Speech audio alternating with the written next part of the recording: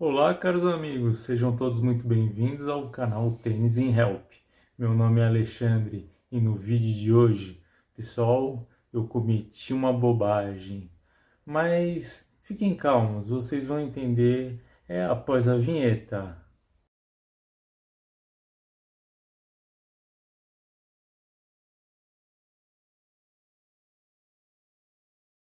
Pessoal, se vocês ficaram curiosos, agora eu vou falar para vocês, mas antes eu vou contextualizar. Há um bom tempo atrás, um movimento a esse respeito e que me chamou bastante atenção. Tudo começou lá, talvez em 2016, quando a Nike lança o seu famoso Vaporfly. E era um tênis extremamente caro, extremamente exclusivo, dificílimo de se encontrar para comprar, era só por site, tinha pouca numeração, poucos pares, era muito difícil. Pouco tempo depois eles lançaram o 4%, que prometia 4% a mais de eficiência. Então a gente via até atletas de outras marcas camuflando o Vaporfly para correr. As marcas não ficaram paradas e começaram a correr atrás do prejuízo. A Nike, por sua vez, lança o seu primeiro Hyper Shoe, que na época era o Alpha Fly. Continuou por um bom tempo aí sendo referência nesses tênis mais tops de linha. Mas as marcas conseguiram correr e chegaram, né, nesse ponto. É o caso da Adidas com o Adios Pro, a ASICS com o Mad Speed, a própria Mizuno com o Rebellion, entre outras. Mas elas não pararam por aí. E elas deram um degrauzinho a mais, chegando nos seus Hyper Shoes também.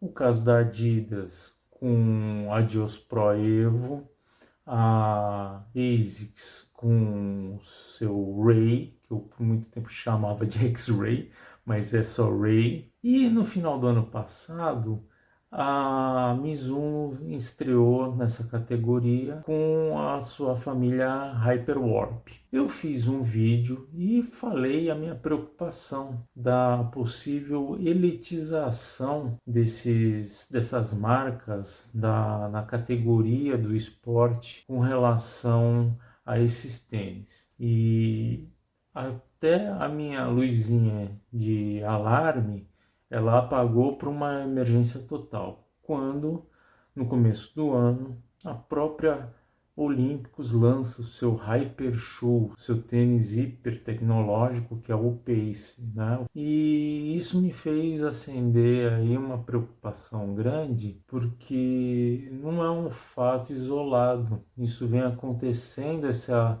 elitização, há um bom tempo. E a gente vê que para o amador está ficando cada vez mais complicado essa correr atrás todas essas tecnologias novas, porque parece que está sendo esquecido ali, está tendo um limbo ali entre os modelos. Então até estão subindo, parece que a régua. Então se você pegar ali os modelos da Adidas, você tem ali o Evo SL 1100, Rebel V5 1100, a própria Mizuno com o Neo Zen R$ 1.000 e por aí vai outros mais tênis, então sempre acima, Deviate, vários outros tênis acima dos R$ 1.000. Se você for contar então os com placa, Boston, Neo Vista, por aí vai. E para o corredor amador como eu, como talvez você, que não tem uma condição financeira ou que também tem condição financeira, mas não está afim de fazer esse aporte de dinheiro para comprar um tênis desse nível, você acaba ficando ali sem muitas escolhas. Ah, Alexandre, você está sendo vitimista demais? Hoje nós temos na indústria brasileira o Olímpicos Corre, o Speedzone, até mesmo os Mizuno Neo fabricados no Brasil na casa dos R$ 600, esses outros na casa também dos R$ 600. Sim, tudo bem, mas se você parar para analisar, O que que esses tênis eles entregam pro cliente final que está comprando ali? Ele não entrega grandes tecnologias, não tem grandes avanços tecnológicos para um tênis custar, normalizar em R$ 600. Então, isso me chamou bastante atenção. Está se normalizando muito isso, principalmente aqui no Brasil. E o que me chamou mais atenção, e agora o que eu vou contar para vocês, o que que são os tênis chineses, né? E principalmente um tênis que chamou a atenção minha há um tempo atrás, é o Shunta. Eu vi o ano passado uma pessoa em Santos correndo com um tênis desse, mas eu fiquei até meio com vergonha de perguntar e a pessoa foi embora, eu não consegui mais ter acesso a essa pessoa. Eu vi aqui no interior outro dia um garoto também fazendo um treino leve. Eu desconfio que ele não é do pedestrianismo, acho que ele fazia talvez uma academia e ali fazia somente um treino cardio leve e eu não consegui também me aproximar para conversar melhor a respeito. Mas o que eu vejo assim, existem alguns YouTubers que estão falando a respeito desse tênis, então colocando ele numa categoria de um custo-benefício muito bom, que o tênis ele é bom realmente. Por outro lado, a gente vê outros influencers do YouTube não falando ou menosprezando ou criticando esses calçados. E eu entendo essa turma que está fazendo isso. Por quê? Porque esses calçados eles não pagam nada para eles. Eles fazem hoje em dia o que as revistas antigamente faziam, a mídia antigamente fazia. Hoje em dia não tem nada disso. Qual é a única mídia? É a internet e mais especificamente o YouTube. Então as empresas elas fomentam esses influencers a falar bem do seu produto. Então eles pagam, eles dão calçado para eles, eles mandam esses caras para eventos, eles bancam esses caras em provas e tudo mais. Tá errado? Não, não tá errado, não estou reclamando nada disso. Mas assim, então eles evitam de falar, por quê? Porque eles sabem que falando bem desses calçados, eles provavelmente estão tirando mercado desses outros. E isso vai impactar também na receita deles. Então, eu entendo que eles não queiram tanto falar assim sobre esses calçados. Mas eu vi uma galerinha falando, né, a respeito desse tênis e eu fui investigar. E aí eu encontrei o Shunta custando aí na casa de R$ 170. R$ 170, pessoal, é o preço que eu paguei, por exemplo, numa super promoção um tempo atrás, não sei se vocês lembram, o Under Armour Base Pacer. Né? Então, é um tênis bom, né? R$ 170 é um preço honesto, justo para ele, e aí o Shun tá R$ 170. Então, poxa, será que não vale a pena aí a gente correr esse risco? Foi o que eu fiz e eu não comprei o Shunta. Por quê? Eu estava esperando normalizar minhas finanças aí tudo mais. Passou o domingo de Páscoa e aí à noite eu tentei ir lá primeiro no Mercado Livre. Eu gosto muito de fazer compras no Mercado Livre e no Mercado Livre estava naquela faixa de 170. Quando eu fui fazer o aporte para pagar, eu descobri que o tênis tinha aumentado o valor, né? Da noite para o dia explodiu, foi para 220, 230, R$ 250. E aí eu achei que nessa faixa de valor talvez não valesse tanto a pena o risco. E aí eu estava olhando outras opções no AliExpress. Eu não faço compra ali. Uma vez eu fui obrigado a fazer uma compra ali porque eu precisava de uma placa eletrônica para um conversor de monitor que a gente não encontrava de forma alguma no Brasil. era um adaptador, e só na China tinha, só no AliExpress que eu encontrei. Então eu não tive outra opção, tive que comprar, me cadastrar e comprar por lá. E aí bom, vamos dar uma olhada por aí, né?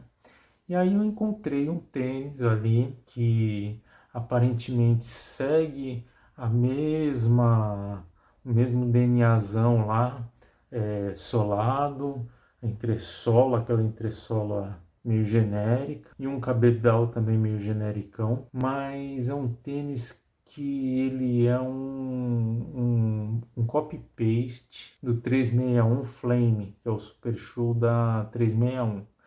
Que engraçado, né?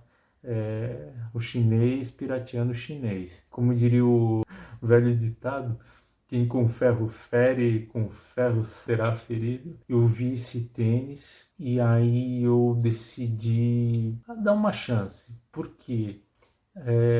Era um tênis que tem uma estrutura de base que eu procuro, uma base um pouquinho mais larga, sola legal e um cabedal bem estruturado. Então era coisa que talvez faltasse no Chunta, nesse tá resolvido. E ele tem uma plaquinha lá que aquilo lá para mim nem tô contando nada com aquilo. Eu quero mais a sensação do cabedal bem estruturado e uma base um pouco mais larga. E aí eu fui fechar a conta e, pessoal, incríveis, eu cheguei a menos de R$ 150. Eu vou dar o valor exato para vocês. Foi R$ 147,10. Então eu achei que foi uma compra calculada, bem direcionada. Pode ser que tenha sido bom ou ruim, pode. Se ficar ruim, eu faço uso dele casual, que eu uso bastante para ir para supermercado, açougue, quitanda, para andar na rua, para ir visitar cliente, para pegar coisa de cliente. Então, se ele não servir para o running, para o casual, ele tem uma boa chance. E então é isso, pessoal. Eu comprei ele hoje de manhã. Eu não sei quando que esse vídeo vai ao ar, mas eles estão prometendo ele para 15 dias. Então lá talvez para o finalzinho de abril ele deva estar chegando aqui no Brasil. Não quero colocar muitas expectativas, mas assim que chegar eu prometo que eu vou fazer um unboxing para vocês, vou mostrar de pertinho o produto, pontos positivos e negativos, vou fazer o treino com ele intenso para ver quais são as características dele, se valeu ou não a pena, e vou dar minha opinião honesta sempre para vocês. Sempre com honestidade, vou dar minha opinião para vocês. Vale ou não a pena comprar, vale a pena ou não investir. A única coisa que eu falo para vocês, pessoal, é coisa que já me recomendaram lá fora. A numeração chinesa é completamente sem qualidade, não tem qualidade nenhuma, é uma bagunça tremenda. Tem site que fala uma coisa, tem site que fala outra. Chega numa hora que eu fechei a compra, eu falei, sabe de uma coisa? Fechei os olhos, eu falei assim, eu vou chutar no 40, que é o minha numeração de running, no meu caso é 39, chutei no 40. Alguns 40 ficam muito grandes, né? Vocês conhecem o caso da Mizuno. O 39 da Puma, que na verdade é o 40, né? Então tem toda essa bagunça de numeração. O chinês não tem um processo de qualidade, um direcionamento certo para isso. Foi no chute e vamos ver no que vai dar.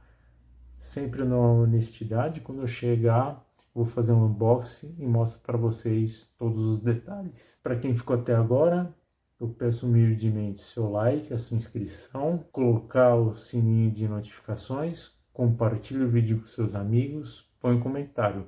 Você já tem esse tênis chinês, está usando, está gostando? O que vocês estão achando? Outro detalhe é a durabilidade, mas isso fica para mais tarde. Forte abraço a todos, fiquem todos com Deus e até a próxima.